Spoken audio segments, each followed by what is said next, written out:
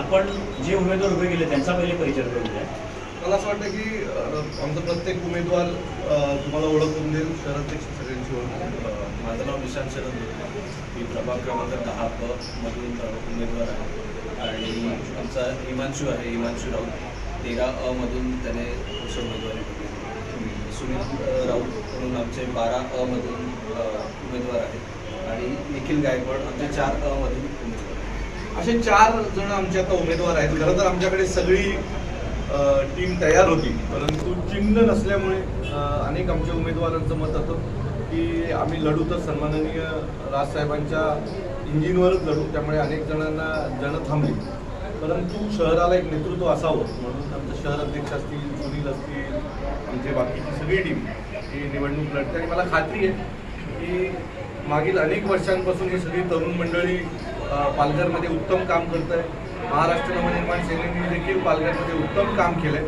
तर या दरम्यान या चौघांच्या पाठीही पालघरकर उभे राहतील अशी आम्हाला अपेक्षा आहे. आपल्या वार्डमधील 3 प्रमुख समस्या कोणत्या आहेत?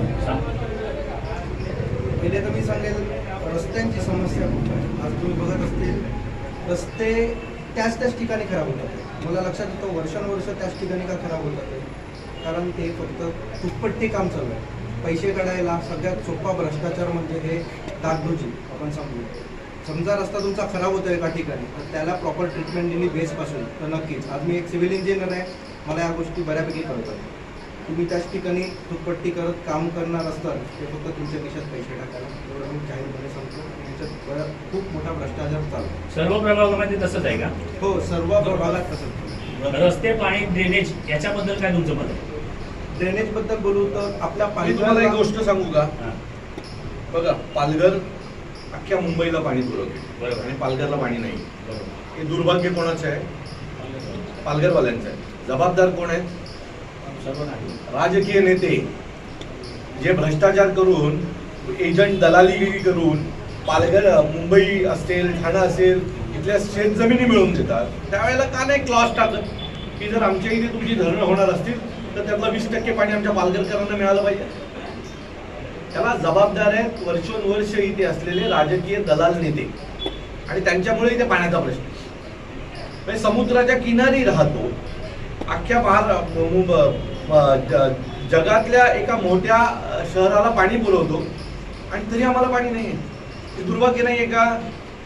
हे जे तुम्ही प्रश्न आम्हाला विचारताय ना, ही सगळी नवीन पोरं आहेत पण सुशिक्षित आहेत, वेळ पडली तर अंगावर जाणारी आहेत.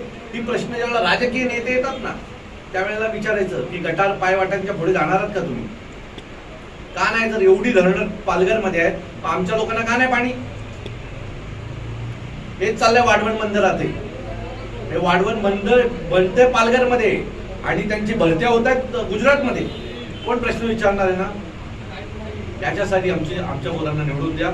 मी खात्रीने सांगतो की ही मुलं शिस्त लावण्याचा प्रयत्न करतील शहरात. आपल्या पालघरच्या जनतेसाठी आपलं काय ध्येय आहे? पालघरकरांना माझी विनंती आहे की एक मराठी पक्ष निवडणूक लढत आहे, ज्याने अनेक वेळेला तुमच्या हक्कासाठी पालघरमध्ये आवाज उठवलेला आहे. आणि किती वर्ष त्याच लोकांना तुम्ही निवडून देणार आहात? तुमच्या मताची किंमत काय? म्हणजे पालघरमध्ये आत्ता मी काही लोकांशी काही दिवसापूर्वी एका राजकीय नेत्याशी नाही आम्ही पैसे वाटणार 5,000 रुपये मताला घेतात. याचा अर्थ कॅल्क्युलेट करा, 5 वर्षासाठी एका मतदाराला किती पैसे मिळतात? दिवसाला 50 पैसे, 1 रुपया वगैरे त्यांच्या खात्यात येत असेल.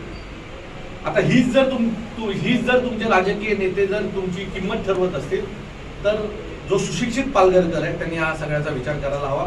या तरुण पोरांच्या पाठी उभे राहा. तेच तेच तेच तेच तेच तेच किती दिवस तुम्ही घासणार आहात? काहीतरी नवीन प्रयोग करणार आहे की नाही पालघर? या वेळेला पालघरने नवीन प्रयोग करावा ही माझी त्यांना विनंती. जाधव साहेब, एका बाजूला उपमुख्यमंत्री एकनाथ शिंदे यांनी आपल्या उमेदवारांसाठी जाहीर सभा घेतली. उद्या मुख्यमंत्री देवेंद्र फडणवीस आपल्या इथे जाहीर सभा घेणार आहेत. तर आपले जे उमेदवार आहेत त्यांच्यासाठी रॅलीचं आयोजन आपण केलं आहे. दुसरा प्रश्न, मी परत या ठिकाणी JSW चे बंदर आहेत